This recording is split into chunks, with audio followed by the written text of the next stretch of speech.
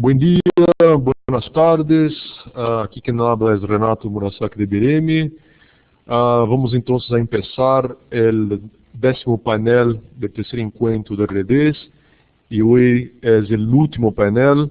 Estamos muy contentos de hacer el cierre hoy con la presentación acerca de repositorios digitales que tiene el liderazgo ahí de Robert Loyaza, que es funcionario de UPS en Colombia, de la representación de UPS en Colombia. Vamos a tener 3 presentaciones hoy y quería decir que después de la última presentación, yo solicito a ustedes un poquito más de paciencia, atención, solamente para hacer un cierre con algunos datos de cómo fue nuestro tercer encuentro totalmente virtual. Entonces me gustaría solicitar a ustedes un poco más de tiempo, más 5 o 10 minutos después de las presentaciones, solamente para compartir con todos ustedes cómo fue nuestro tercer encuentro, que cierra hoy estas sesiones virtuales, pero aún nos encontraremos para aquellos que participarán presencialmente del CRIX, del CRIX 9 y de la 6ª reunión de la BVS en Washington. Aún tendremos discusiones ahí en Washington en los días 20 y 21 de octubre. Entonces, paso el micrófono a Robert, ya agradeciendo a Robert por esta organización de este panel y también agradeciendo a la participación y presencia de todos ustedes que están conectados. Muchas gracias.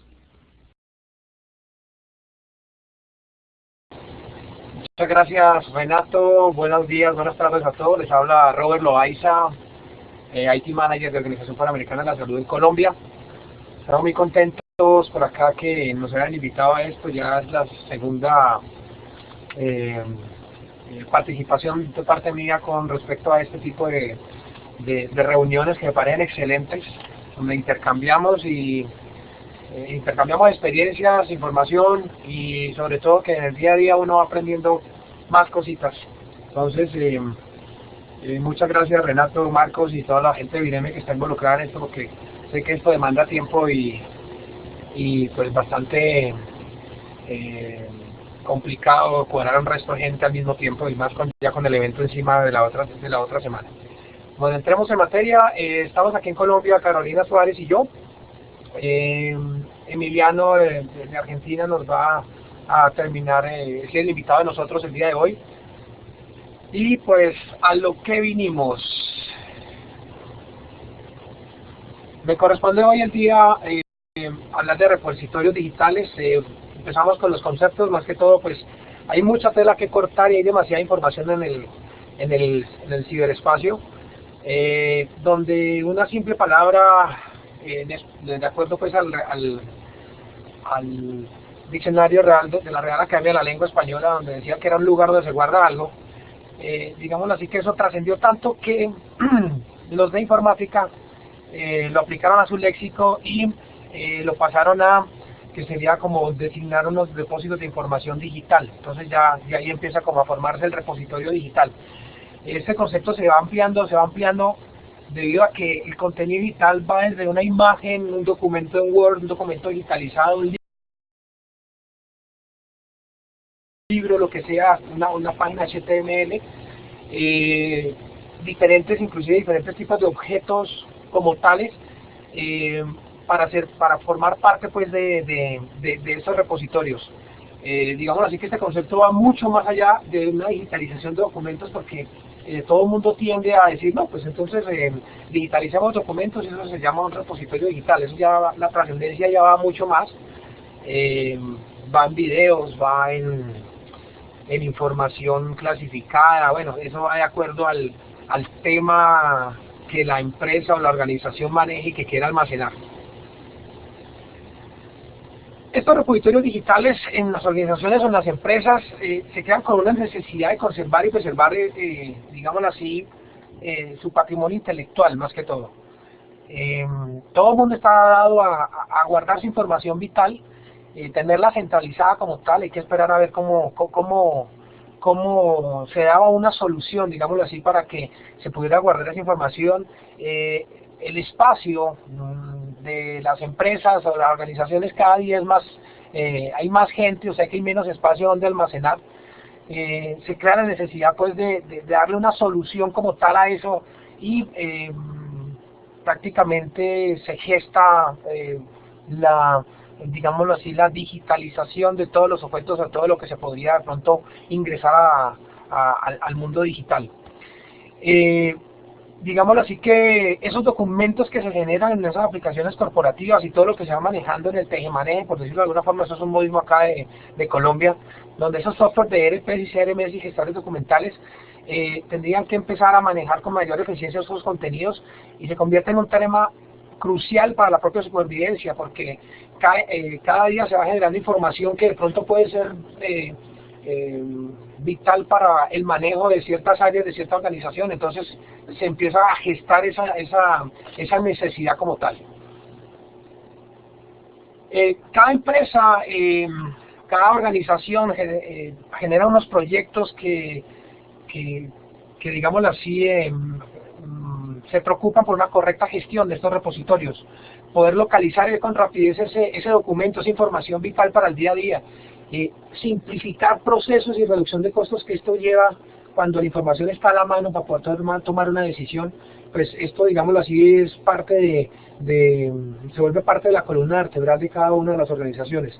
Y pues obviamente de acuerdo a eso, pues identificamos unos perfiles para que las personas puedan acceder a determinados contenidos. ¿Por qué? Porque un repositorio digital, de acuerdo al tipo de información, no va a ser, bueno, puede ser de carácter público, como puede ser de carácter privado o de carácter crítico. Entonces ahí se empiezan a modificar lo que son los perfiles del tipo de acceso a información como tal.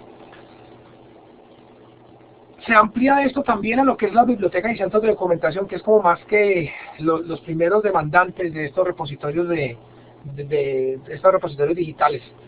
Por su interés y la preocupación de esa digitalización de los documentos, todo lo que les llega a los centros de documentación, sean informes, sean libros, revistas, sean, digámoslo así, esos libros que todavía están ahí a la mano, que tienen cierto valor histórico, tienen cierto valor académico.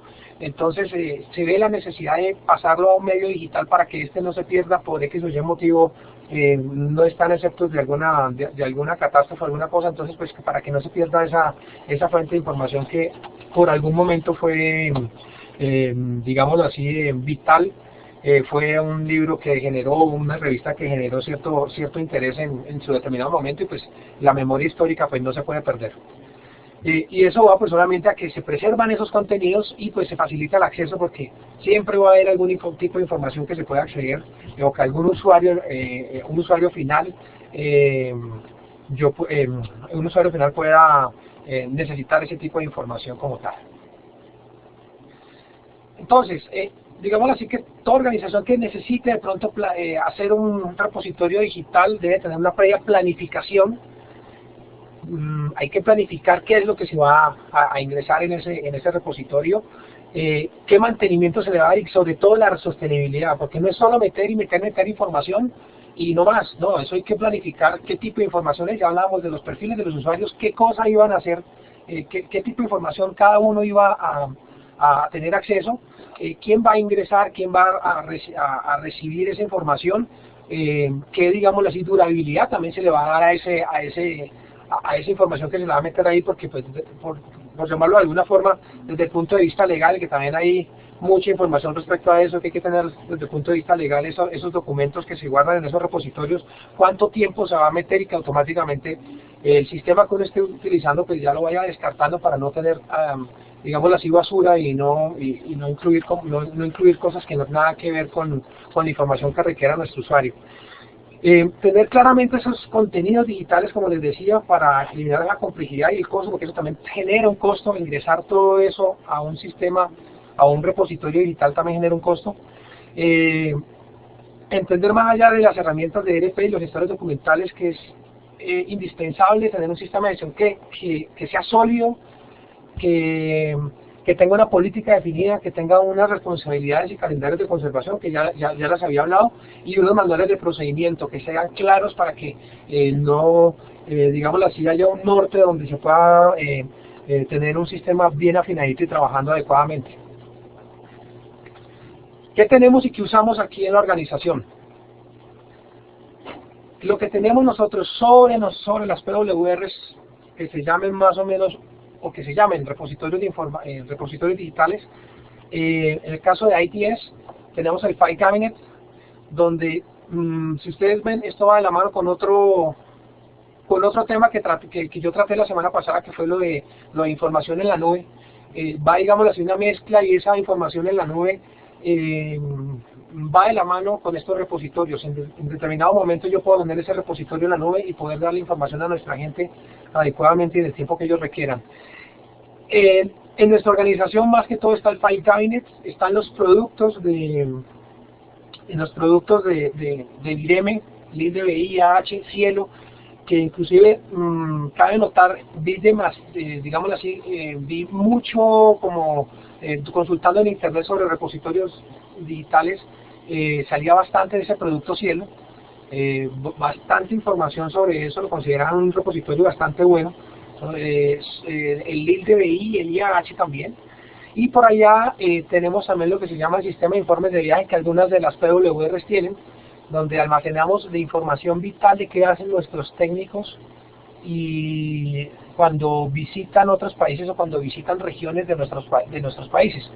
Eso se convierte en una fuente de información bastante buena y un feedback bastante bueno de qué estamos realizando de acuerdo a cierta área o a cierto tema, como feedback a los usuarios que requieran de pronto tener acceso a qué se hizo en caso de la pandemia en H1N1 hace unos años. Eso están esos informes de viaje aquí, por lo menos en Colombia, y eso se convirtió en un repositorio de información donde mezcla los documentos que se pusieron, las fotos que se tomaron en su debido momento, las acciones que se tomaron en su debido momento, y eso se vuelve pues vital para la memoria histórica de nuestra organización. Y los sistemas fuera de la representación, pues estamos lo que es el Dropbox, que es algo como almaceno la información entre nuestro Ministerio de Protección Social o de Salud con nosotros, para no saturar esa cadena de correos, y vamos formando y vamos organizando de acuerdo a las áreas, vamos colocando esa información en la nube y vamos haciendo un repositorio de toda la información que estamos intercambiando con un convenio que manejamos con el Ministerio de Protección Social, y ahí tenemos una memoria histórica de lo que estamos realizando. SlideShare, que es, como todos lo saben, es las presentaciones que nosotros realizamos y queremos compartir. OPS Colombia, ya Carolina les va a hablar un poquito al respecto. Tenemos nuestra cuenta y vamos a tener un repositorio de información de todas las presentaciones que se dan en los eventos importantes aquí en el país, y pues se comparten con las demás representaciones y nuestros demás usuarios. En el caso de YouTube, pues es otro repositorio ya que va enfocado a videos.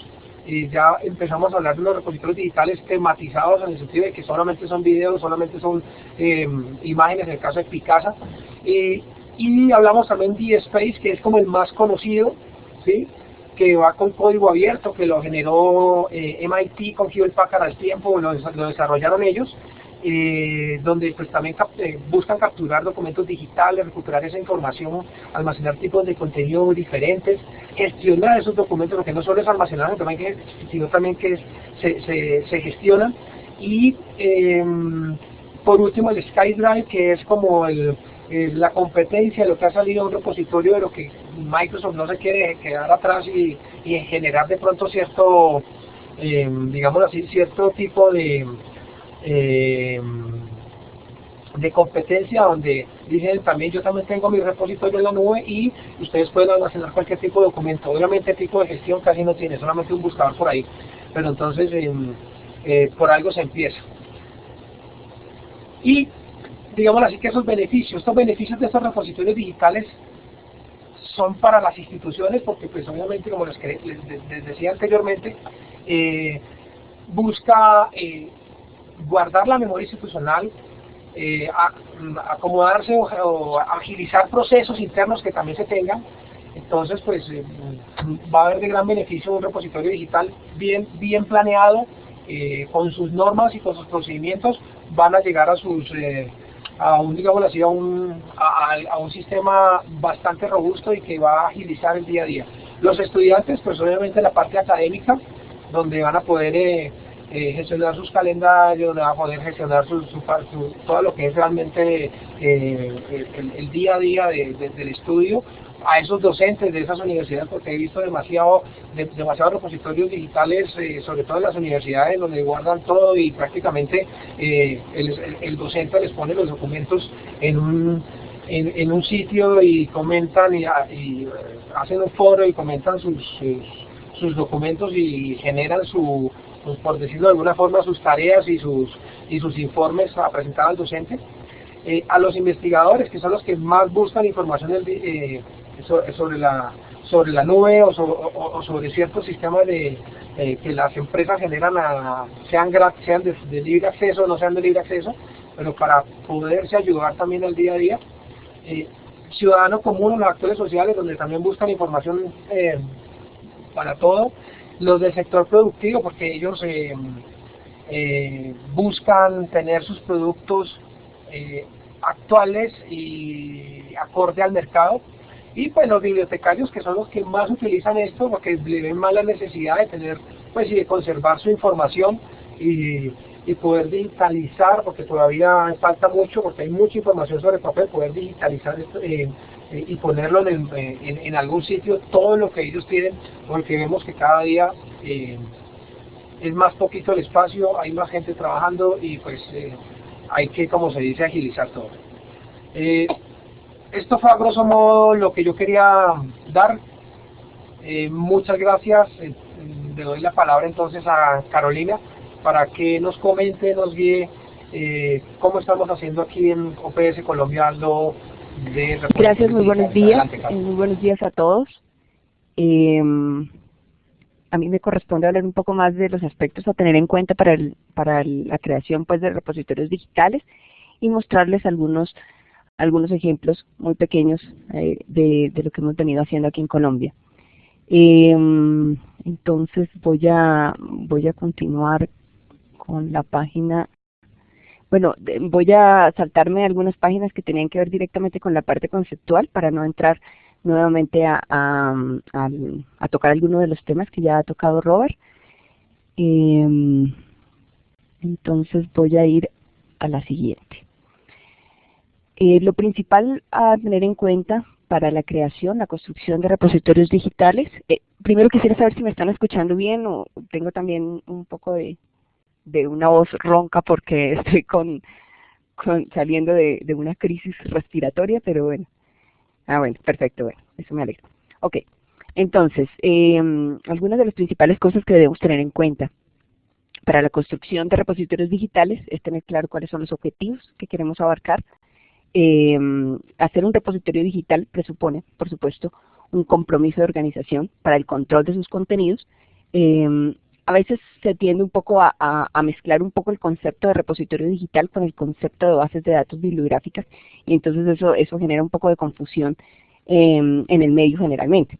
Actualmente las instituciones pueden participar en diversas bases de datos bibliográficas, bien sea especializadas, académicas, de diversos tipos, pero también requieren y tienen una necesidad muy particular de hacer repositorios digitales para poder conservar o poder apropiarse o poder tener en un solo sitio los recursos o los materiales que ellos mismos están generando. Entonces, es digamos, el concepto que ha venido asociado un poco con el tema del repositorio. Entre otros de los objetivos que hay que tener en cuenta es que lo que se pretende con la creación de un repositorio es garantizar el acceso a largo plazo de los recursos digitales que se generan. Aquí estamos hablando de un territorio, pero en general también puede ser a nivel institucional, la preservación en el tiempo y facilitar obviamente el acceso a esa información. Y pues en último, la parte de distribución con el fin de maximizar la visibilidad y el impacto. Aquí en esta tablita nos muestra un poco la parte un poco comparativa de la colección impresa, de la colección digital a nivel externo y de la colección digital propia. Me parece que de pronto esto nos aclara un poco lo que les hablaba de la confusión existente con respecto a las bases de datos y con respecto a ciertos productos como las bibliotecas virtuales y todos los productos que desarrollan a nivel general para proveer pues acceso a la información. Entonces vemos, por ejemplo, en la colección impresa, representada de pronto por monografías y revistas, cuyo instrumento de recuperación sería, por ejemplo, el catálogo y que nos permite pues acceder a referencias bibliográficas. Vemos en la parte de colección digital, que ya toma lo que es bases de datos y también pues toma productos como revistas y monografías, productos de información, y en cuyo caso nosotros utilizamos otro tipo de instrumentos de recuperación, ya las plataformas de proveedores y otros. Y también tenemos aquí el acceso ya no solamente a referencias bibliográficas, sino también a texto completo en muchos casos. Y en la colección digital a nivel propia, ahí estamos hablando de colección digital, la que yo quiero proveer a un público más amplio, y estamos hablando de la colección digital que me pertenece a mí como institución. Podemos ver de pronto en algunos casos trabajos de grado, informes especiales, colecciones especiales, y tenemos como instrumento de recuperación los repositorios, los que nosotros denominamos como de repositorios. En ellos el acceso sí se refiere a un acceso a texto completo. Hay diversos tipos de repositorios. Nosotros nos hemos concentrado un poco en el repositorio digital, pero hay repositorios institucionales, repositorios únicamente de objetos digitales, repositorios temáticos y repositorios académicos.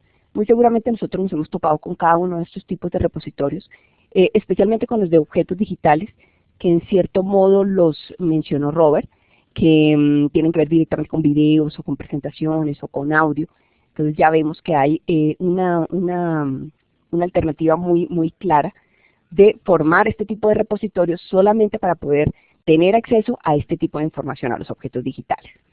En nuestro caso nos vamos a concentrar un poco en lo que es el repositorio digital, y nosotros para poder construirlo tenemos que tener claridad que es un sistema en red formado por hardware, por software, por datos y que tiene pues una serie de procedimientos que lo van guiando. ¿Qué contiene un repositorio digital? Contiene objetos digitales, contiene metadatos, asegura siempre la identificación persistente del objeto, es algo que normalmente en el ámbito de bibliotecas nosotros reconocemos. Ofrece funciones de gestión, de archivo, pero también de preservación de estos objetos digitales. Lo mirábamos ahorita en la parte de objetivos, es uno de los objetivos vitales, en la parte de la preservación. Proporciona acceso fácil, controlado, porque como lo mencionaba también Robert, hay una parte de control en cuanto a acceso, que nos permite definir algunos perfiles y definir algunas personas que puedan acceder o no, dependiendo del objeto mismo de nuestro repositorio. Ofrece sistemas adecuados de seguridad y es sostenible en el tiempo. Entonces, bueno, aquí están los diversos contenidos que pueden haber en un repositorio. Nosotros nos hemos basado un poco más en algunos. Lo que les voy a mostrar prácticamente en nuestro ejemplo tiene que ver con los informes, que es un documento que hace parte de lo que se denomina literatura gris, y también tenemos algunas cosas a nivel de videos y a nivel de presentaciones. De presentaciones tenemos nuestro SlideShare de OPS Colombia. En este momento contamos con 101 presentaciones que están albergadas acá. Ustedes las van a encontrar aquí.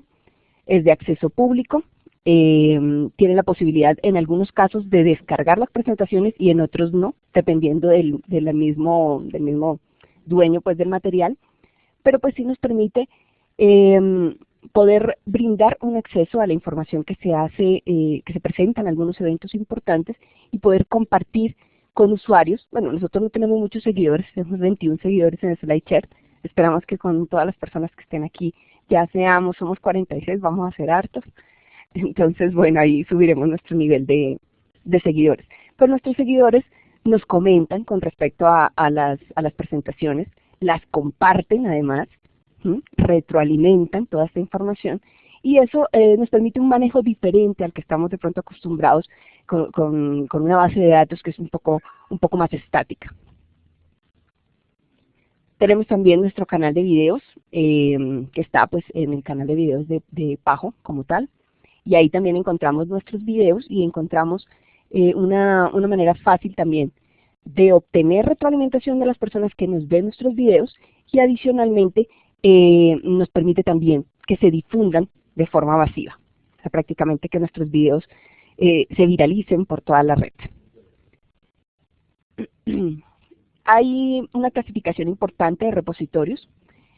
Podemos hacer clasificación por contenido, de acuerdo a si es general o si es especializado, como es un caso muy particular de nosotros, que podría ser especializado en salud.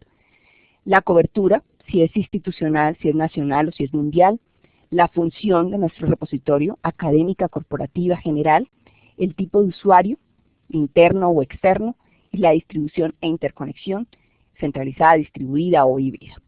En el caso anterior, se me ha olvidado comentarles que en los dos casos, tanto en YouTube como en SlideShare, nos permite también colocar los tags, o las etiquetas como tal, que permiten que nuestros documentos sean encontrados fácilmente. Claro, hay un nivel de mejoramiento, está susceptible de mejorarse, porque hay que hacer una especie de listado de esas etiquetas, poder también utilizar siempre la misma, normalizar un poco lo que nosotros conocemos en el ámbito de las bibliotecas como normalizar, para que sea fácil de recuperar, y pues que siempre estemos ingresando los contenidos de forma estándar. En la implementación del repositorio hay tres etapas importantes, bueno, hay tres actividades importantes más bien. La primera es la definición, la conceptualización de lo que nosotros queremos, una identificación de necesidades, una definición de la arquitectura. Después vendría una parte de organización, de las comunidades, de las áreas temáticas que queremos abarcar, del tipo de contenido, ya mirando por ejemplo esta parte de los tipos de contenido que nosotros vamos a utilizar, el acceso que queremos proveer, si va a ser público, si va a ser privado, si va a ser con clave, los perfiles de usuarios, el nivel de acceso que van a tener estos perfiles de usuario, y desarrollar los tipos de formatos que vamos a tener para mostrar. Adicionalmente, pues tenemos que también tener muy en cuenta ya la parte de recursos, ¿no? Que de hecho se mencionó casi al final, no al principio, los responsables del proceso, las personas que van a estar involucradas con el trabajo del repositorio, el software que se va a seleccionar, el flujo de datos que se va a manejar, la forma de compartir colecciones o compartir servicios, que va muy asociado pues a las herramientas Web 2.0, la parte de difusión y la parte de medición. Por ejemplo, en recursos como el SlideShare y el YouTube que mencionaba anteriormente, en esta parte de medición ellos nos permiten conocer un poco cuántas veces ha sido vista nuestra presentación, cuántas veces ha sido descargada nuestra presentación, lo mismo en el ámbito de los videos, y eso nos permite también hacer un análisis del impacto que tienen las presentaciones o que tienen nuestros videos en ciertas poblaciones. En la construcción, aquí viene pues un poco más detallada la parte de los pasos. Está una parte de análisis, empezamos con el grupo de usuarios, lógicamente como cualquier sistema, saber exactamente qué necesitan nuestros usuarios. Pasamos a un diagnóstico documental para saber qué colecciones vamos nosotros a incluir en el repositorio, qué contenidos y cómo está ese contenido, porque también pudiera ser ese contenido que esté en físico, entonces tenemos que hacer otra labor adicional para poder incluirlo en nuestro repositorio. Además, qué tipo de restricciones a nivel de derechos de autor, bueno, toda la parte de preparación a nivel del documento. Normalizar, importantísimo para nosotros, parte de normalización de tipologías, el control de términos y control de autoridades, normalizar nuestros metadatos, establecer nuestras comunidades, colecciones de objetos y nuestros documentos. Ya viene la parte de herramientas, de seleccionar el hardware, el software y los otros elementos adicionales, porque también estaríamos hablando de, por ejemplo, un escáner especializado, un escáner muy bueno para desarrollar cierto tipo de digitalización de documentos, si es el caso. Y el establecimiento de políticas, que también es una etapa bastante importante, porque nos va a permitir colocar en escrito, en forma escrita y compartir y tener claridad sobre los procesos, tanto para nuestros usuarios como también para nosotros a nivel de equipos de trabajo, quienes van a tener acceso, cómo se va a preservar esta información, qué almacenamiento o qué capacidad de almacenamiento vamos a tener, cuál va a ser la interoperabilidad de nuestro repositorio con otro tipo de productos y cómo se va a desarrollar la metabúsqueda.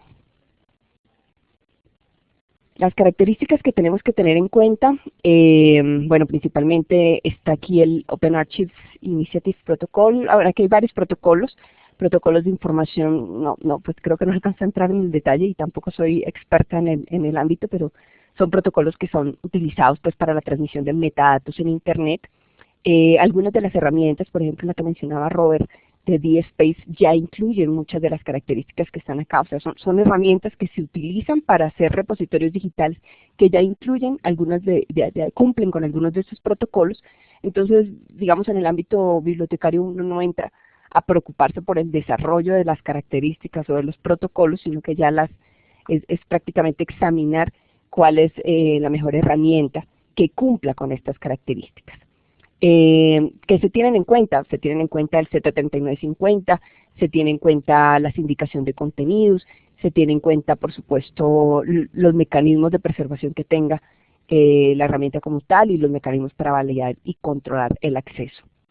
El Z3950 pues es otro protocolo dirigido también pues a facilitar la búsqueda y recuperación de información en distintos sistemas y que lo hace a través de una misma interfaz. Entonces, son algunos aspectos, algunas características que nosotros debemos tener en cuenta a la hora de elegir una buena herramienta para repositorio digital. Nosotros tenemos un proyecto, ahorita no, lamentablemente por cuestiones de salud no me fue posible presentarles hoy en vivo y en directo algo más elaborado, pero el proyecto principal que nosotros tenemos es un proyecto de repositorio digital de los informes de consultoría. Los informes de consultoría que nosotros manejamos en Colombia son bastantes, es bastante alto el número de informes que nos llegan anualmente, porque estamos trabajando con un convenio con el Ministerio de Salud, y en el desarrollo pues, de las actividades de cooperación técnica se van generando todos estos informes que nosotros debemos tener, facilitar primero el acceso, obviamente los debemos tener en algún sitio, para que sea fácil de consultar y para que nos faciliten la toma de decisiones. Entonces nosotros vimos, primero antes de iniciar el proyecto, identificamos una serie de problemas con los usuarios a nivel interno, porque esto es un sistema un poco interno. Entonces hay un desconocimiento de la producción, no se están utilizando los informes para el intercambio de experiencias, ni mucho menos para la generación de conocimiento, no hay intercambio en públicos externos, no tenemos forma de identificar qué se puede compartir y qué no. Teníamos una base de datos que estaba desactualizada, que tenía muchas limitantes en cuanto a búsqueda de información. No podíamos compartir información sobre el desempeño de los consultores, había una ausencia de normas y de estándares, tampoco hay visibilidad de la información, hay un espacio insuficiente para conservación documental, estábamos trabajando todo en físico. Entonces, bueno, teníamos una serie de problemas que están mencionados aquí en este slide. Y bueno, eso nos llevó a empezar a reflexionar un poco sobre las paradojas de la gestión del conocimiento, en donde vemos que nosotros sí capacitamos muy bien, pero entonces no les permitimos usar lo que saben, aprendemos a través de nuestros proyectos, pero no comunicamos nuestras experiencias, contamos con expertos en distintos temas, pero muy pocas personas saben cómo encontrarlos, documentamos lo que hacemos, pero no tenemos buenas formas de acceder a ellos, que era nuestro principal problema. Tenemos muchos datos acerca del mercado, pero tampoco conocemos mucho sobre nuestra propia cultura. Esto pues fue tomado acá hasta la fuente. Entonces vimos estas paradojas que se cumplían al interior de la organización y decidimos empezar a crear un proyecto de repositorio digital de informes. Bueno, primero creamos, obviamente miramos el contenido, establecimos una guía de elaboración de informes que aún la estamos mejorando, y con esta guía lo que se pretende es que los informes sean presentados con unas características específicas que nos permitan extraer la información más estratégica y la información más importante de ellos. Aquí pues simplemente es un ejemplo de cómo estamos organizando, porque nos tocó organizarlo por fechas y también por un número de contrato. Ahí entramos a mirar un poco la parte de identificación de cada informe, de forma que fuera fácil de extraer en el momento en que creáramos el repositorio. El repositorio no está siendo utilizado en este momento, ¿no? Entonces lo que se está haciendo es básicamente es organizar primero toda esta información digital para después pues ya utilizar una herramienta para ello. El informe está en PDF. Este es un ejemplo simplemente del informe del cual les hablo yo. Entonces viene el informe como tal. Lo ideal sería que entonces esto vaya ligado a una información bibliográfica que nos va a permitir tener opciones de búsqueda, como pues saber que, por ejemplo, este es de tuberculosis en los pueblos indígenas, entonces todo lo que tenga que ver con pueblos indígenas, o todo lo que haya sido generado en el proyecto de ACDI-SIDA, o todo lo que sea de tuberculosis en una población específica o en un territorio específico, o todos los informes de Norman Alfonso Gil, por ejemplo. Y pues va ajustado con lo que les mencionaba anteriormente.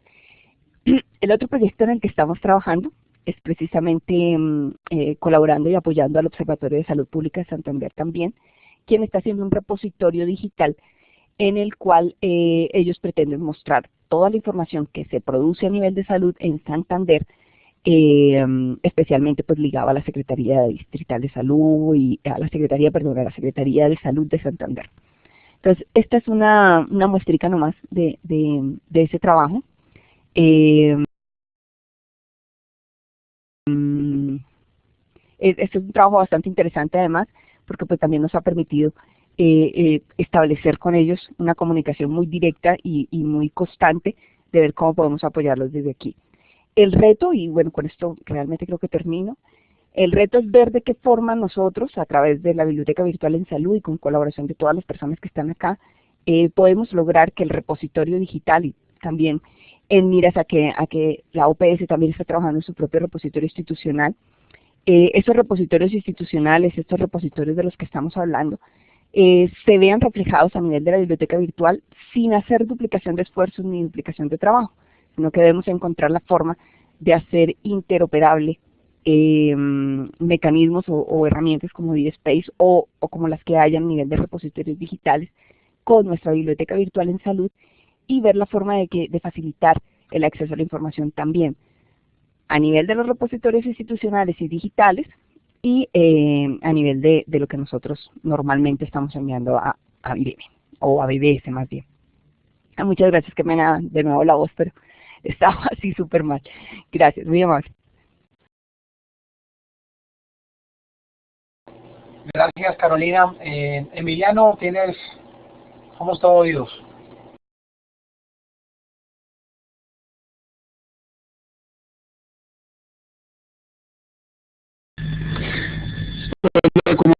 ¿Cómo están? No sé si me están escuchando bien. Si pueden, coloquen la carita de felicidad a ver si... Bien. Bueno, antes que nada quiero agradecerles mucho la invitación a la participación. Gracias, Renato. Estuve un poco complicado. Finalmente encontramos un espacio como para poder volcar un poco en lo que estamos trabajando.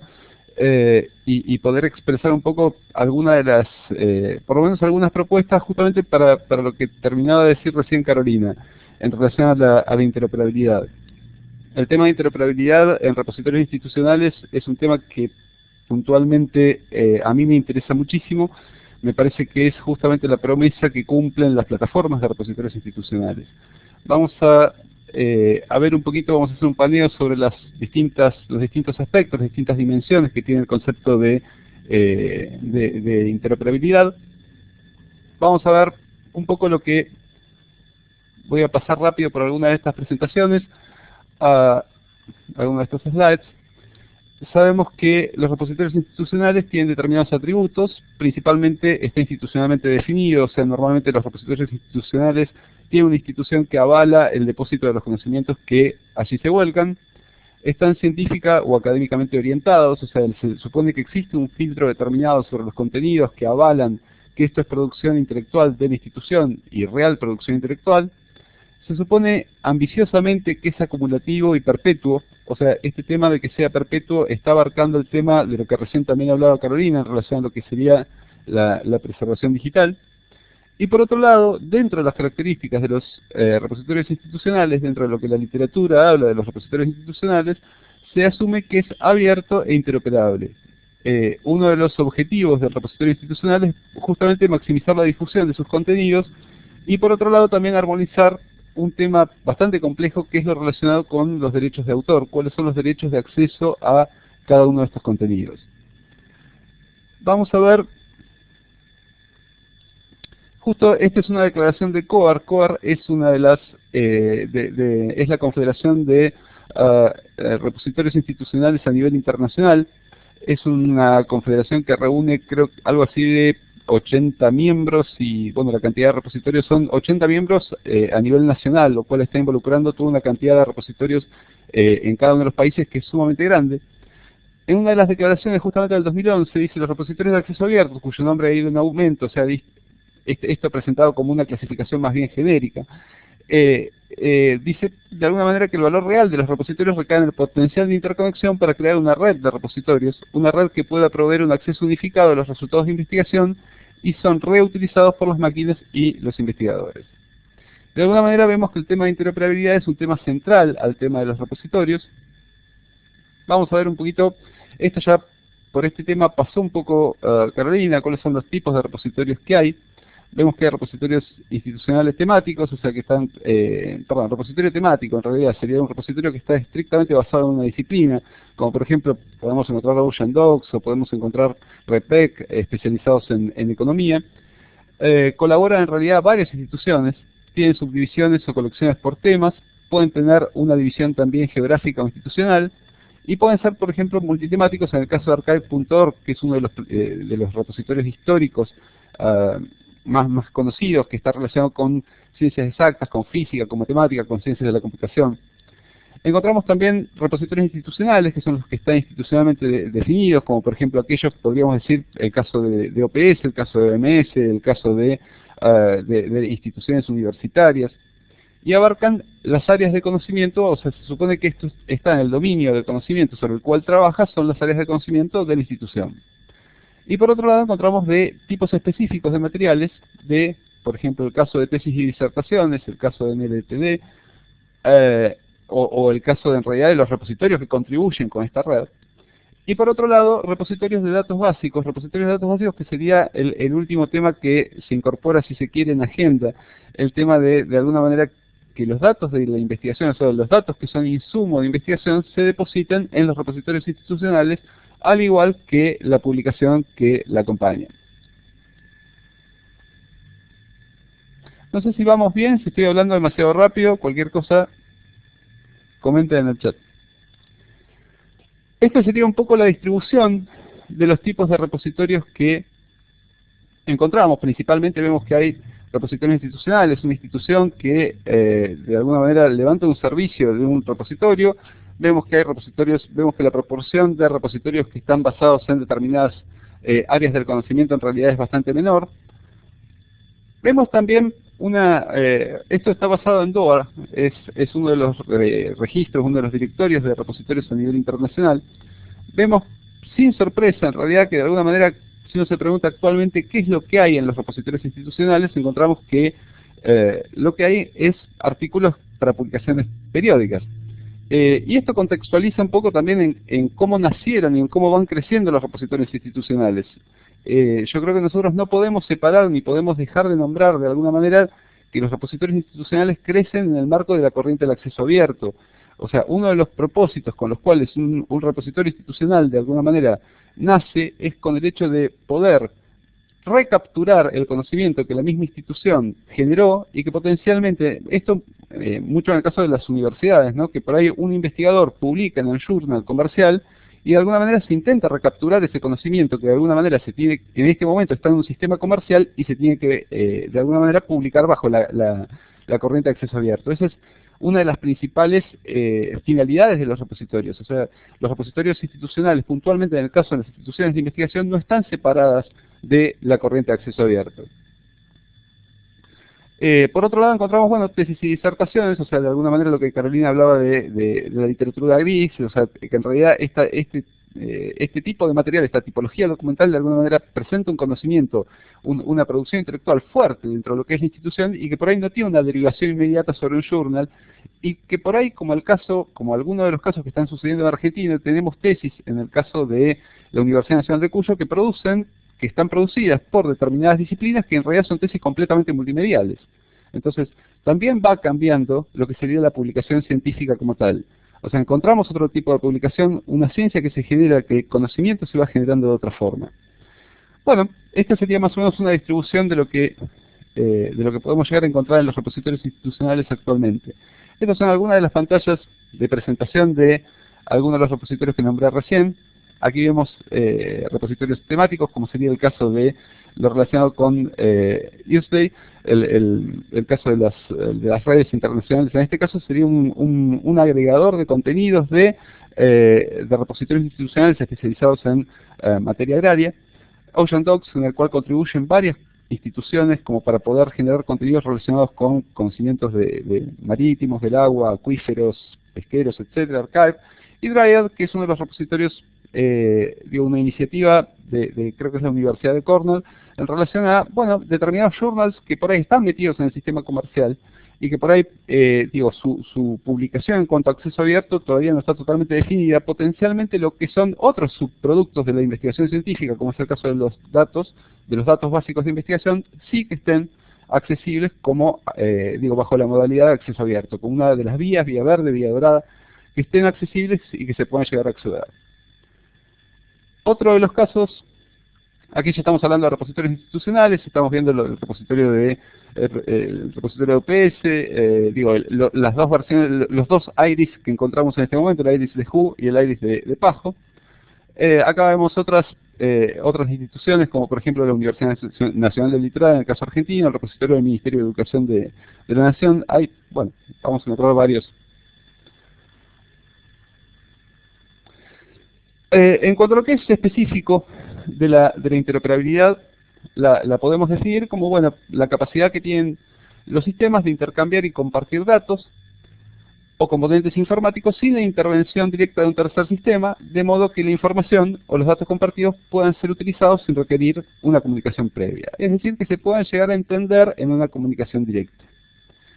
En informática el tema de, no solo en informática, siendo un poco más multidisciplinario, los niveles de interoperabilidad o las dimensiones de interoperabilidad sobre las cuales se puede trabajar son muchísimas. Podemos trabajar niveles de interoperabilidad sintáctica, semántica, técnica, pragmática, organizacional, conceptual. Bueno, hay muchas áreas. Nosotros nos vamos a centrar en estas tres: en sintáctica semántica, técnica estructural y nada más.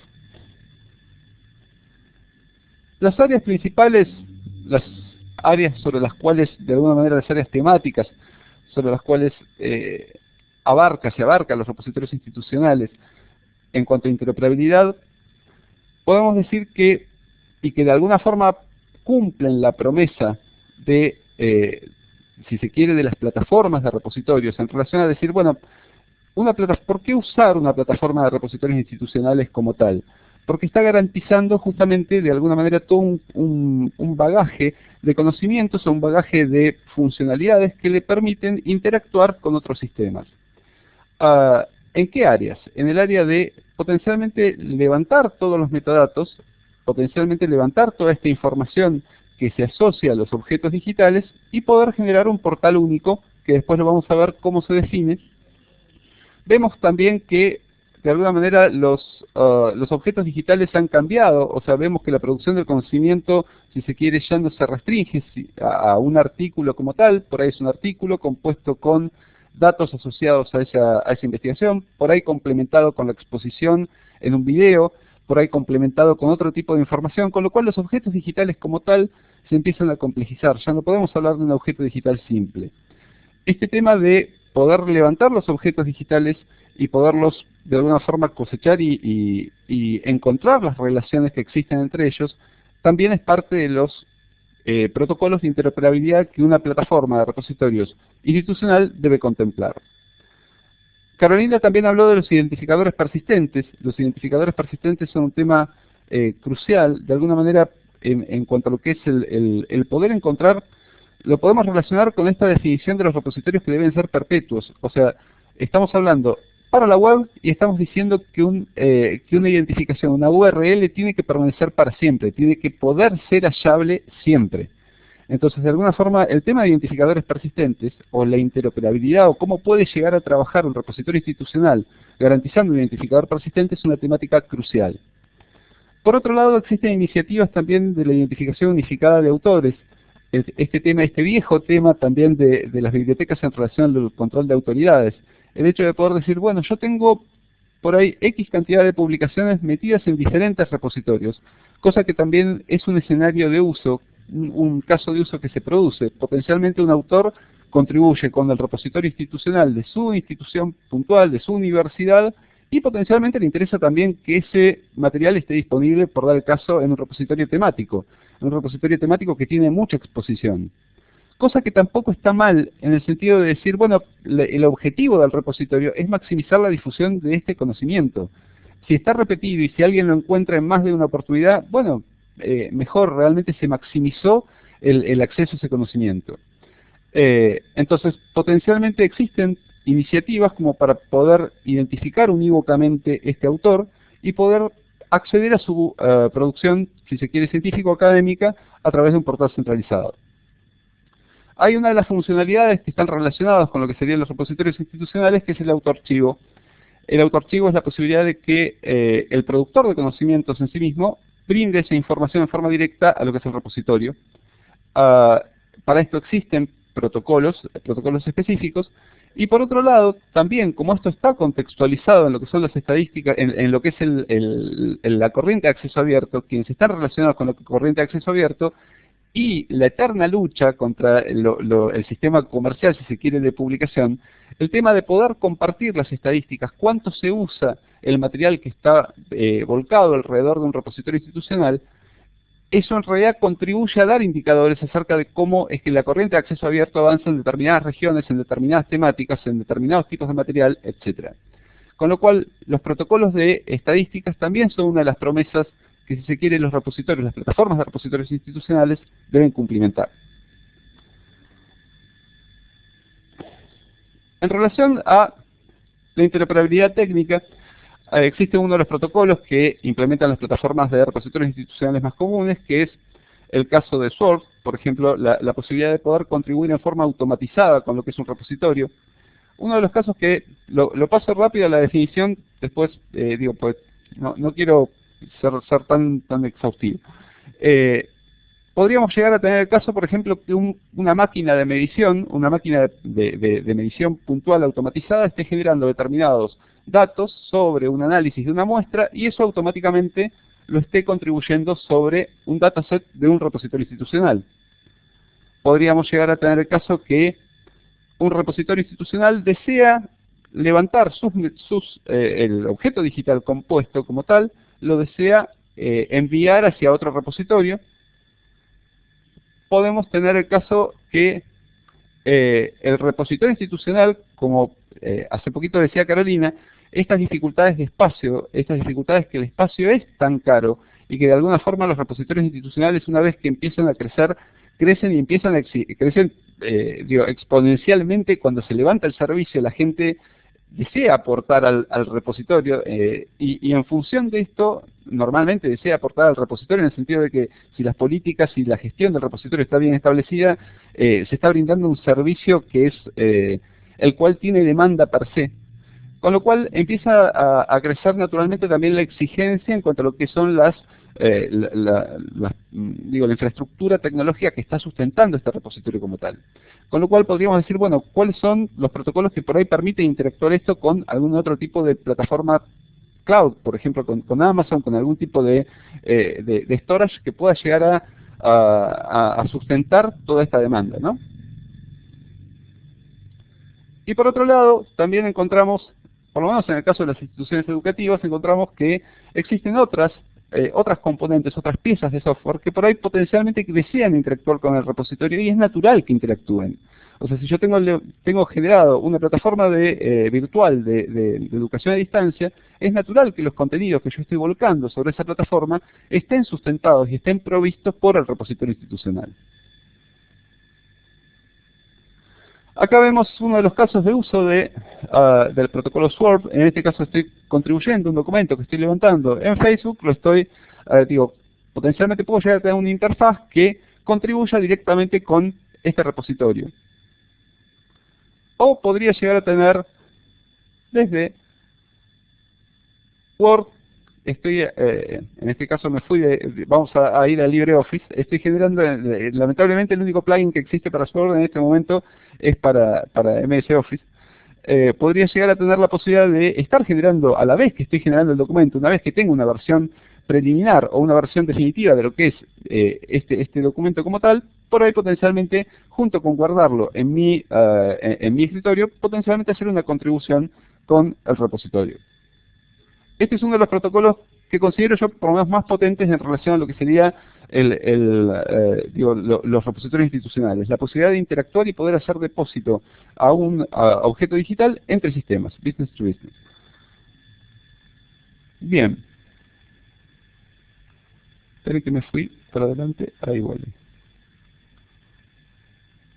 Bueno, ahora entramos en el otro tema, en la otra de las dimensiones de la interoperabilidad, que es lo relacionado con la interoperabilidad sintáctica y semántica.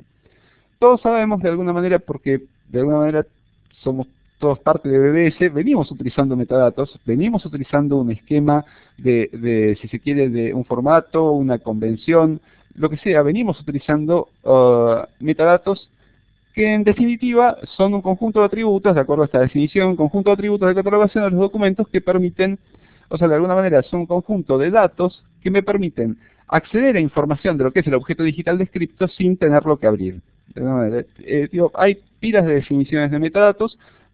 La más simple es datos sobre los datos, o sea, datos sobre el objeto digital en el caso del repositorio que estoy describiendo. Y aparte de todo esto, nosotros sabemos que existen infinidad de esquemas de metadatos. Todos los días se generan nuevos esquemas de metadatos.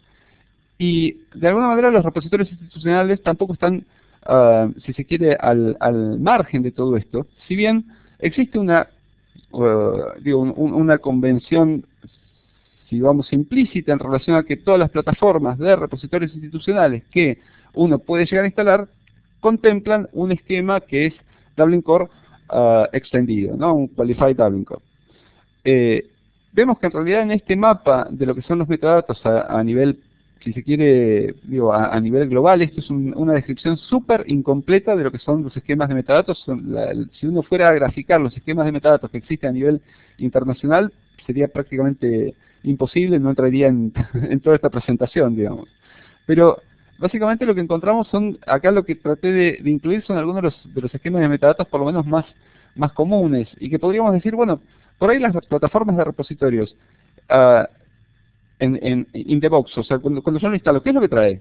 Naturalmente trae un Dublin Core cualificado. Yo podría utilizar, si quiero hacer un esquema de metadatos más descriptivo, ¿podría utilizar otro? Sí, potencialmente puedo utilizar mods, puedo utilizar, hay casos de repositorios que están utilizando, por ejemplo, casos de repositorios que trabajan específicamente sobre datasets, que están utilizando DataSite, que incluye un esquema de metadatos. Nosotros tenemos el caso en Argentina del Sistema Nacional de Datos Biológicos, del Sistema Nacional de Datos Biológicos que está utilizando Darwin Core, etcétera. Bueno, voy a pasar rápido porque... en cuanto al esquema, también relacionado con la interoperabilidad técnica, existe uno de los protocolos más conocidos, que es el protocolo de OAI-PMH, el cual se basa en un conjunto de verbos.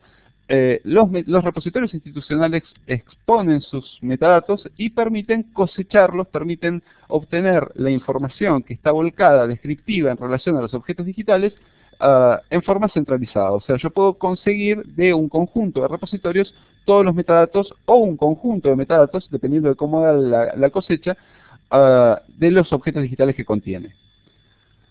Se basa en este conjunto de verbos. Si vemos los metadatos en qué consiste un registro, ahí básicamente consisten en esta descripción. que está basado en Dublin Core y potencialmente un Dublin Core, en este caso es un Dublin Core básico, podría ser cosecha en otros esquemas de metadatos.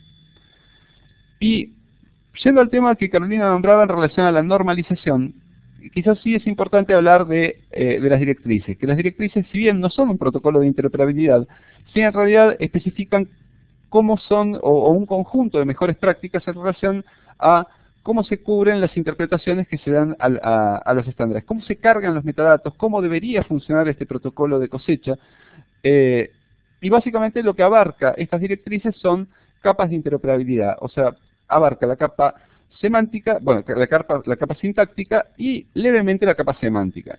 En realidad sirven de orientación a las instituciones que cuentan con un repositorio o están en el proceso de implementarlo, y por otro lado permite la normalización y estandarización de los metadatos.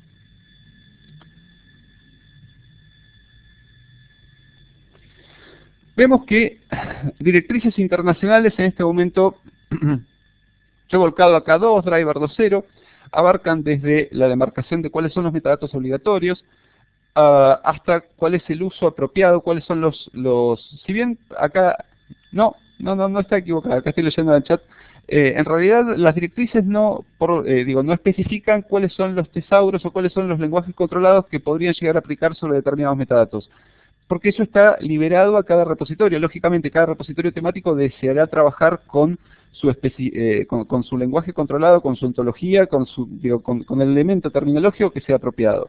Lo que sí especifica es cómo y cuándo se debe incluir, o sea, si voy a utilizar un término que está controlado, esto se debería incluir en this subject. Que si bien eso está especificado por Dublin Core, determinadas reglas o determinados usos o casos particulares de uso de lo que son los metadatos están convenidos en este tipo de directrices, las cuales abarcan, como dijimos, el tema de el uso específico de determinados metadatos y por otro lado los esquemas de interoperabilidad. Sigo avanzando. En el caso argentino nosotros estamos trabajando con las directrices que fueron generadas por un equipo reunido en el Ministerio de Ciencia y Tecnología, son compatibles con Driver y OpenAIRE. Yo sé que Colombia está trabajando con las directrices que se denominan BDCOL, que también están basadas en Driver, y otros países de la región están adhiriendo a estas directrices. ¿Por qué es que estas directrices tienen sentido? Porque justamente las características de interoperabilidad, este hecho de poder cosechar los metadatos desde diferentes repositorios, permiten generar lo que se denominan servicios centralizados. Los servicios centralizados son un portal, consisten, una de las expresiones, uno de los servicios centralizados justamente es un portal que permite en forma centralizada obtener o consultar los metadatos que fueron volcados en cada uno de los repositorios de los cuales abarca esta red. Encontramos aquí cosechadores, agregadores y repositorios centralizados. Repositorios centralizados estarían abarcando no solo la cosecha de los metadatos, sino también obtener el objeto digital como tal. Estos son algunos esquemas de los servicios centralizados que en este momento están, estos son solo unos ejemplos. Hay portales nacionales en Bélgica, en Polonia, se está conformando el portal en Italia, nosotros estamos trabajando sobre el portal nacional argentino. Bueno, básicamente me parece importante también dentro de esta conformación de redes, una de las redes que, de alguna manera a mí me es más significativa es el CERRING, el anillo relacionado con lo agropecuario, el cual está trabajando, si uno ve, en este caso, está trabajando sobre las distintas fuentes, sobre las distintas, de alguna manera, posibilidades de acceso a la información que están volcadas en las fuentes de información en esta temática en particular. Vemos que en muchos de los casos hay harvesters, o sea, contemplan el protocolo ahí, existen otros de los protocolos sobre los cuales podría llegar a acceder. Bueno, paso rápido pues ya se me acabó el tiempo. En relación a la interoperabilidad o de alguna manera las herramientas con las cuales se puede adherir más fácilmente a estas directrices, hay una pieza, hay una de las piezas que es denominada validador de las directrices, en la cual permite de alguna manera determinar cómo es que el repositorio está funcionando en relación a estas directrices. O sea, son recomendaciones para estas cargas, para cumplimentar estas directrices, las cuales de alguna manera son un servicio fundamental para el usuario. En el caso de esta slide, lo que estamos viendo son portales en este caso es el portal general de identificación de autores que tiene REPEC como servicio centralizado. Esta es la iniciativa de AutoClaim, en el cual yo me puedo registrar y puedo salir a buscar cómo están mis publicaciones, dónde están mis publicaciones y determinar de alguna manera, proponerme como autor o identificarme como autor de determinadas publicaciones y en función de eso tratar de generar un registro único de autores. DataCite, esta iniciativa relacionada con, bueno, lo que a mí me parece el tema el tema de agenda en el cual estamos centrados, que es la producción de repositorios de datos básicos de investigación. Y no quiero terminar sin decir, bueno, de alguna forma, cómo es la situación en la región en relación a los repositorios de acceso abierto. Esto es es un aplicativo es un sitio web que se conoce como repository66.org, el cual presenta de alguna forma cómo es que los repositorios van creciendo y van naciendo en la región. Si vemos la región comparativamente con el mapamundi, de alguna manera vemos que la región está creciendo. Comparativamente con Europa, bueno, lógicamente la cantidad es bastante menor, pero vemos que la temática está en agenda, se está volcando de alguna manera la producción científica en estos repositorios, los cuales están creciendo, y por otro lado, vemos que hay una iniciativa que es la Red Regional de Repositorios de Referencia. La referencia es un proyecto que surge de la Red Clara, financiado también por un proyecto del BID, por un proyecto de bienes comunes del BID, y está generada esta iniciativa para, de alguna manera, poder volcar una estrategia regional para la creación, la conformación y la interoperabilidad de los repositorios. Se adhiere a las directrices Driver. Hasta el momento hay 9 países involucrados: Argentina, Brasil, Chile, Colombia, Ecuador, México, Perú, Venezuela y El Salvador. Y está planteada también la interacción con otras redes de colaboración. Bueno, me han quedado más temas, los cuales me parece importante por ahí terminar con este gráfico en relación a los repositorios. Yo aquí estoy volcando algo bastante polémico en relación a quién dijo que los repositorios institucionales tenían que tener una interfaz. O sea, quizás nosotros estamos acostumbrados a ver la interfaz del repositorio. El repositorio como tal, desde una concepción, si se quiere, medio purista, en realidad el repositorio podría ser un conjunto de servicios. El servicio que en realidad provee hacia un CMS, o sea, en realidad, por ejemplo, un WordPress, en realidad yo vuelco como usuario autenticado, puedo llegar a volcar un contenido en WordPress, con lo cual genero una noticia. Esto tiene un video, este video automáticamente va contribuido contra el repositorio. Por otro lado, podría llegar a tener, bueno, buscar así como busco en el Chrome, busco sobre Google, por ahí potencialmente podría tener una fuente OpenSearch el cual está buscando en el repositorio. Las plataformas virtuales de investigación, las plataformas virtuales de e-research en este momento son, o los esquemas futuros prototipos de alguna manera de plataformas virtuales de investigación están haciendo contribución, consumen y sirven a lo que son el conjunto de servicios de repositorios. Y potencialmente podría decir, bueno, voy a generar un portal específico relacionado con, no sé, las publicaciones de entre 1800 y 1950, las cuales básicamente van a ser servicios que consuman al repositorio institucional.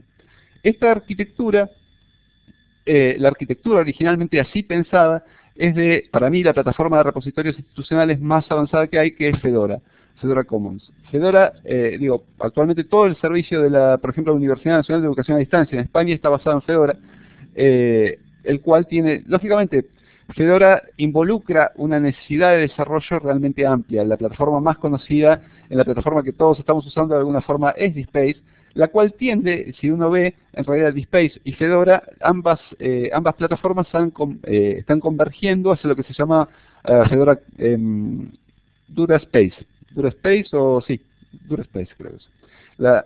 Ambas plataformas van hacia una arquitectura común en la cual este conjunto de servicios, de alguna manera, se van multiplicando y se van generando nuevos servicios en realidad para el usuario, ¿no? O sea, que en realidad son transparentes completamente, ni siquiera sabe, ni se tiene por qué enterar si se están consumiendo determinados recursos desde un repositorio, desde una red, cómo es que esta información de última está circulando. Bueno, voy a pasar derecho a las conclusiones y así ya termino. Me quedó una parada de interoperabilidad relacionada con la web semántica, las dejo para Como conclusiones, bueno, las plataformas de repositorios institucionales son herramientas que permiten implementar políticas de acceso abierto. No podemos separar las plataformas o los repositorios institucionales de la corriente en sí que generó todo esto. Para la producción intelectual de las instituciones, comparativamente, acá lo que quería reflejar, quizás acá Fernando va a protestar, OJS o el resto de uno podría decir, bueno, yo voy a implementar un repositorio institucional basado en Drupal, por dar el caso. Bueno, en realidad lo que sucede es que, ¿por qué eso no es válido? ¿Por qué eso no es lo recomendado? Porque existen todos estos protocolos de interoperabilidad que están mantenidos y que están generados y que están siendo sustentados por las iniciativas de desarrollo, las cuales justamente sustentan otras herramientas como DSpace, como Fedora. El caso de OJS, por ejemplo, también implementa los protocolos de interoperabilidad a través del protocolo OAI, pero de alguna manera es por ello que de alguna forma las plataformas específicas son las recomendadas. En función de todos estos protocolos de interoperabilidad, en función del cumplimiento de esta promesa de poder interactuar con otros aplicativos. Acá, bueno, el segundo párrafo dice algo similar. El repositorio institucional tiende a ser una plataforma no visible, que es lo que veíamos recién, ya termina.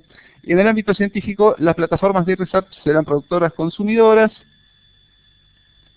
Voy a pasar a la siguiente y ya termino. Bueno, la interoperabilidad sintáctica y semántica en relación a los metadatos es el gran desafío que tenemos desde los servicios centralizados. Las directrices internacionales vienen a homogeneizar, de alguna forma vienen a ayudar a esto que decía Carolina en relación a normalizar, en relación a poder trabajar, porque quizás no fui claro en relación a las directrices. Uno puede decir, más allá del vocabulario que utilice, los repositorios por ahí llaman a un determinado material tesis. Y por ahí esa tesis no se está especificando qué grado académico es. Si es una tesis de posgrado, si es una tesis de doctorado. Ese tipo de, si se quiere poder después levantar todos esos metadatos y poder decir y poder informar claramente al usuario qué tipo de nivel académico, qué tipo de información es la que está volcada en ese metadato, a eso apuntan las directrices. Por eso yo también le doy tanta importancia en relación a lo que estamos volcando, porque creo que brindan directamente un servicio al usuario. Nosotros hemos tenido desde un servicio centralizado una variedad de tipologías documentales que prácticamente hacían inservible al usuario saber qué tipo de documento es. En realidad es una reseña, y una reseña por ahí puede informar cualquier tipo de cosas.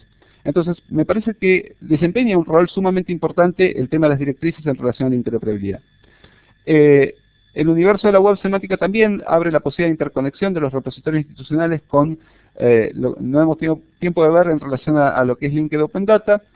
Y por otro lado, como última de las conclusiones, en la región se están conformando redes nacionales de repositorios institucionales, realizando esfuerzos en tiempo y recursos para acordar criterios, disponer los recursos tecnológicos y generar comunidades de conocimiento, comunidades de práctica en función de elevar los propósitos de los repositorios institucionales.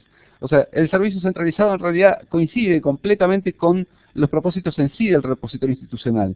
En realidad la idea es liberar, difundir y preservar esta producción de conocimientos. Bueno, les agradezco mucho, disculpen.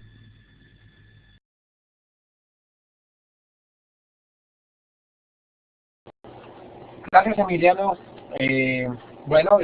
Ya damos entonces por terminado el tema de día de hoy. Renato, si hay alguna pregunta, entonces estamos dispuestos a contestarlos con el mayor de los gustos. Que estén bien.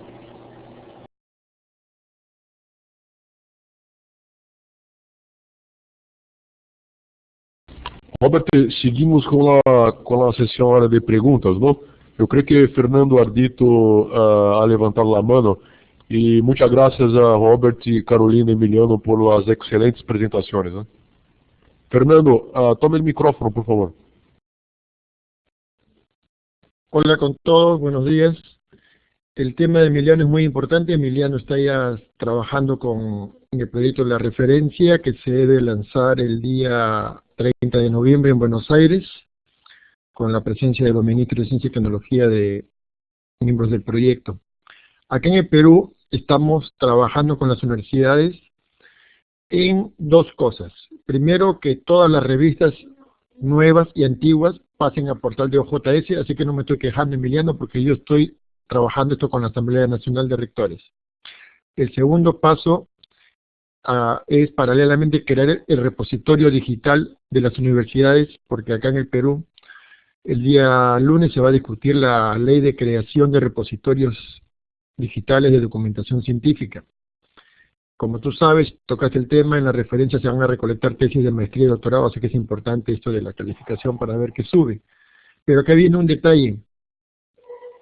El detalle es que si nosotros vamos a tener una ley como tienen ahorita en Argentina, vamos a tener la dificultad de que el tiempo va a estar dedicado a los repositorios y quizás no al poco tiempo que se dedicaba hacia el ingreso de registro para estar en LILACS. Entonces no sé si la nueva tendencia será quizás hacer solamente recolección de los repositorios según lo establecido. Ustedes saben que en los repositorios no tenemos el DEX para poder hacer los descriptores, para poder hacer el registro, es uno de los detalles, ¿no? Son los descriptores mínimos en el OJS, como título, nombre, correo electrónico, nombre de los autores, muy simple. Pero eso me imagino que debe tomarse en cuenta porque ahora la tendencia es todas las revistas en formato OJS, y si todas las instituciones van a tener un repositorio para las tesis, otras monografías, y recolectar las revistas en OJS, va a ser quizás un poco mayor la dificultad que van a tener las instituciones para que a los bibliotecólogos les den tiempo para registrar, porque como todos saben, el papel de bibliotecólogo dentro del proyecto OPS es una labor casi personal porque no es remunerada, y a ver si tienen tiempo para hacerlo. Con Renato estamos trabajando también a ver si con un sistema de gestión de bibliotecas se puede hacer la importación del archivo ISO y puede ser leído con LILACS, pero ese es otro de los trabajos que hay. O sea que si la tendencia es que todo sea en repositorio y encima vinculante por el Estado por una ley, entonces quizás se convierta eso en un factor de debilidad para la metodología LILACS. O sea que a lo mejor van a tener que usarse la metodología LILACS y la recolección usando el OIPMH para los repositorios. No sé, yo lo dejo como un tema, pero acá en el Perú se está trabajando ahorita muy fuerte lo de ciencia y tecnología, la visibilidad científica, por lo tanto, la ley de repositorios digitales, y yo estoy acompañando este proyecto en el Perú, en todas las universidades, para que crean su revista electrónica, como le dije primero, con el OJS y el repositorio. Así que no se lo dejo como un tema, porque me imagino que tienen un plan que lo veremos la próxima semana, no sé. Gracias con todos. Muchas gracias, Fernando. Eu tenho alguns pontos também para compartilhar, pero Emiliano levantou a mão, passamos o micrófono a Emiliano, então. Solo para hacer una aclaración, Fernando, nosotros el año pasado trabajamos en un prototipo para incluir, aunque sea a nivel plano, los términos de DEX dentro del vocabulario controlado de DSpace, con lo cual buscar vías de interoperabilidad, quizás un plugin para OJS, o digo, la respuesta a este tipo de problemas es más interoperabilidad. Las plataformas estándares en realidad contemplan estas puertas de entrada, entonces de alguna manera todo esto podemos llegar a encontrar la vía con la cual consumir a través de un web service. Digo, Vireme ha trabajado fuertemente en lo que son la implementación de determinados web services, con lo cual armonizar estas tecnologías, calculo que si bien no lo veo una tarea sencilla, pero lo veo totalmente factible.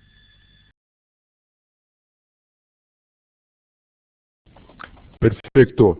Por suerte, Emiliano já lo dijo acerca del DEX, ¿no? Sabendo que está trabalhando com o desenvolvimento de repositório de OPS, ¿no?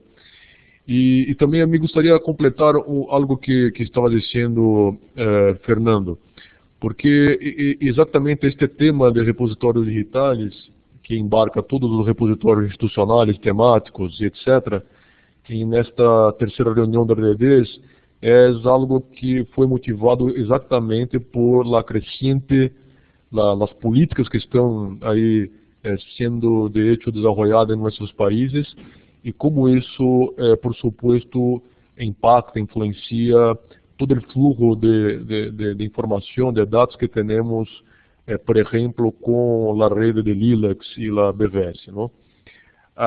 Entonces, yo creo que el gran reto y deberá estar en nuestras recomendaciones exactamente ese tema de interoperabilidad.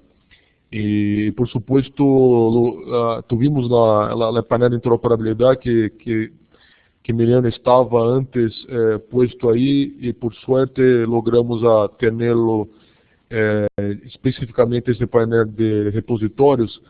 Por suerte digo porque su presentación fue excelente y complementa el painel de interoperabilidad que tuvimos, ¿no? Entonces, nuestro gran reto es exactamente cómo incorporar, yo creo, este tema de repositorios, cómo incorporar esto no solamente en la parte de los flujos en la política de los repositorios, pero también en el flujo de, por ejemplo, colaboración en Linux. Em los distintos níveis, como já havia dicho Emiliano.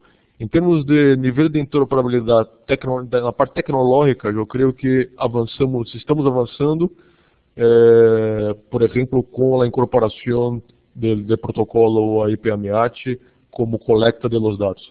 Pero temos muito mais a avançar, que exatamente em nível semântico, não? É decir, tendo em conta, por exemplo, Linux, que tem todo o seu conjunto metodológico em termos de campos, não? E seus critérios de qualidade, os critérios de seleção, de permanência em Linux e Linux, como logramos a ser uma combinação de todas essas variáveis para incorporar nos repositórios como fonte de dados para colaboração em Linux. Bien, pasa el micrófono ahí a nuestro moderador de la sesión, que es el Robert. No sé si Robert aún se cayó, ahora se juntó nuevamente. Y ver quién más tiene algún comentario o pregunta. Yo creo que lo que dijo Emiliano contesta la pregunta que teníamos yo creo que Valentina, acerca do uso dos tesouros em la parte do nível semântico da interoperabilidade.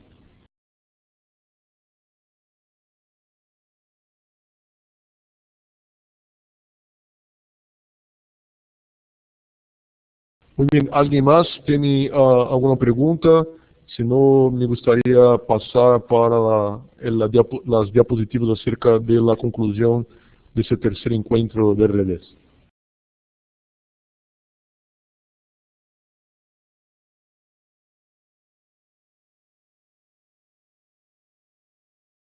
Muito bem.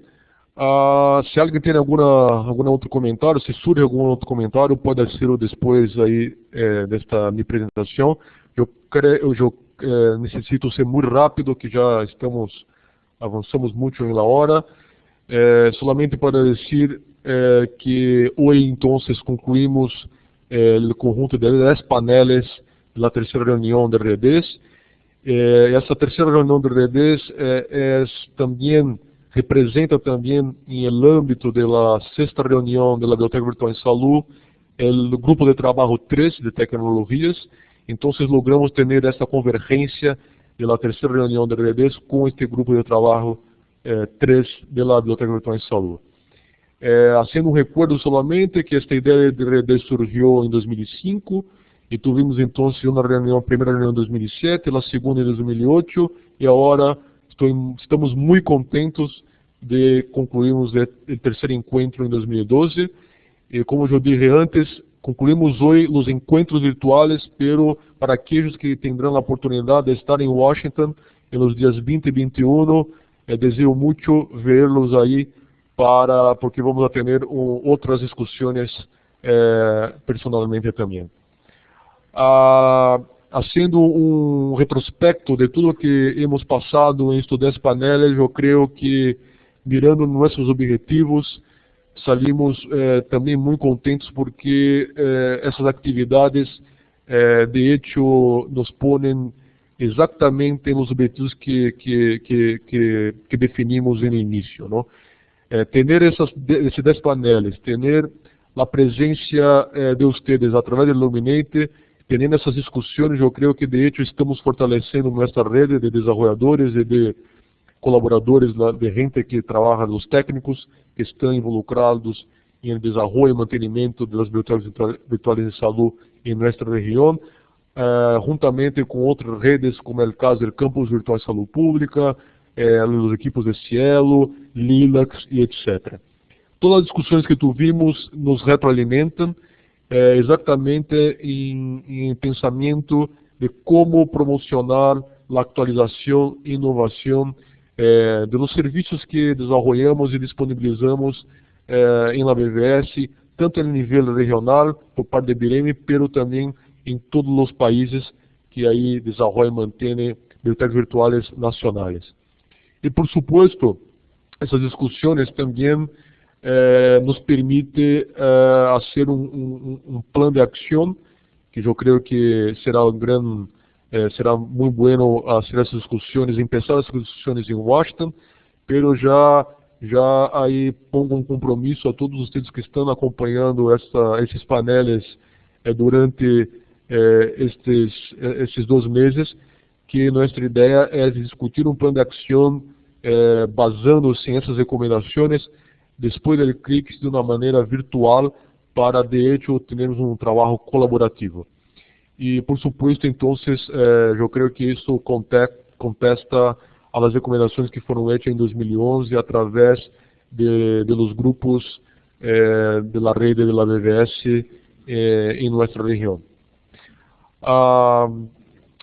Nosotros promocionamos então em essa terceira reunião algumas inovações e enfrentamos muitos retos, e eu creio que os medos que tendríamos em início se passaram desde o primeiro encontro em painel acerca de motores de búsqueda, que foi em agosto, porque de hecho tivemos uma presença muito grande e muito ativa de todos vocês. Então, ter em conta que hicimos uma governança descentralizada desta reunião me llena de orgulho e também necessito agradecer a toda a equipe acá de BIREMI, como também a todo o comitê organizador que conformamos para realizar essa reunião, que são aqueles que lideraram cada painel. Então, a todos vocês, muitas graças, porque sem o liderazgo de vocês, sem o compromisso de todos vocês, não teríamos logrado ter essa terceira reunião. Temos aí as recomendações por cada painel, nosso sítio, e também quero fazer um reconhecimento aí a Marcos Mori, que durante todo esse terceiro encontro nos ha motivado com suas mensagens e todo esse acompanhamento que foi feito para que pudiéramos chegar hoje com estes 10 painéis realizados. Solamente para acordar, então, estes foram todos os temas que tivemos aí durante este terceiro encontro, que começou em 9 de agosto e se cierra hoje 11 de outubro, com cada um dos líderes de los paneles, ¿no? Então, muitíssimas graças a todos vocês e também graças a todos aqueles que participaram com apresentações e também com a presença em las sessões Luminete, interactuando com nós. Em termos de números, chegamos então a 10 paneles, tivemos 38 apresentações, com 30 pessoas distintas fazendo as apresentações. Teremos um promédio de 56 conexões por painel e com 72 pessoas participando, é nosso cálculo aproximado aí. Todos sabem que estamos gravando as apresentações e disponibilizando isto em linha para todos vocês. Então aí temos mais de 340 acessos às gravações de nossos paneles através da ferramenta Blackboard Collaborate. E como também em nosso sítio temos aí a possibilidade de compartilhar os conteúdos que estamos encaminhando em sítio acerca desse terceiro encontro, temos mais de 50 70 ações de compartilhar através de Facebook, Twitter e Google+. Haciendo comparativo, que é sempre muito bueno, que nossa linha de base era o segundo encontro que foi presencial em Rio de Janeiro durante a reunião 5 da BVS, o CRICS 8, haciendo como uma comparação com este terceiro encontro que foi totalmente virtual, tivemos um incremento de de casi 88% de personas haciendo presentaciones en nuestra reunión. Tuvimos ahí, más que doblamos la cantidad de presentaciones que fueron hechas, y por supuesto, teniendo un encuentro virtual, ahí tuvimos un acréscimo de 44% de participantes en este tercer encuentro. Por supuesto, eso es haciendo a comparación del promedio de gente conectada en los Illuminators con la cantidad de gente que ha afirmado su presencia en Río durante el segundo encuentro. Entonces, nuestras metas en términos de tomar la decisión de hacer totalmente virtual fueron alcanzadas. Invito a todos ustedes, aquellos por supuesto que que perdieron alguna sesión, algún painel. Todas las presentaciones y grabaciones están disponibles en este enlace que está ahí en la diapositiva. Y ahí por supuesto invito a todos a no solamente a ver aquilo que perdieron o rever alguna presentación o grabación, como también compartir en sus redes sociales. Todas las recomendaciones de los paneles están disponibles en esta página. Por supuesto, aún hace falta hacer las recomendaciones de este último panel. Eu aproveito e já solicito o apoio aí de Robert, de Carolina e também de Emiliano, para que hagamos as recomendações desse painel. Como é o último, vamos fazer com muito carinho e disponibilizar aí em este sítio e invitar a todos vocês, novamente, como eu estou falando eu creio que nos últimos 5 painéis, invito a todos vocês a acceder a esta direção, mirar as recomendações que foram hechas por cada líder de painel e para poner seus comentários e sugerências através do sítio. Ok? Eu creio que vamos a concluir essa terceira reunião de revés com mais de 60 recomendações, somando aí as recomendações de cada painel. E nosso objetivo na próxima semana é ter borrador de las recomendações generales deste terceiro encontro, basándose em las recomendações de cada painel. E é isso que uma das coisas que vamos apresentar em Washington durante a reunião da BVS 6. E para concluir, então, fazer este recordatório que el domingo 21 de octubre los 3 grupos de trabajo de la BVS 6 estarán juntos en Washington para hacer las presentaciones acerca de los logros que cada uno de los grupos tuvieron en términos de discusión y recomendación. Será también algo innovador, porque por la primera vez los 3 grupos van a estar juntos.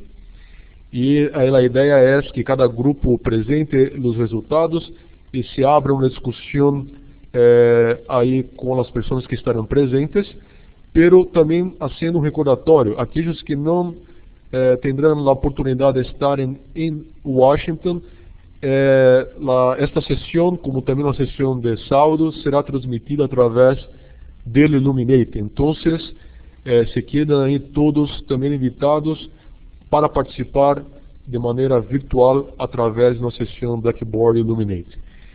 E aí, al final, na tarde de domingo, vamos ter então a exposição de todas as recomendações e a conclusão da sexta reunião da BVS. Então, é isto. Nuevamente, ao equipo de BNM, em nome do equipo de BNM, em nome de nosso diretor, agradecer a presença de todos vocês nos painéis, los 10 painéis, agradecer novamente a todos aqueles que lideraram os painéis e hicieron as apresentações. Muchísimas gracias, estou muito emocionado em concluir a terceira reunião, hasta mesmo hoje, que é o dia de meu cumpleaños. Então, muitas graças a todos vocês.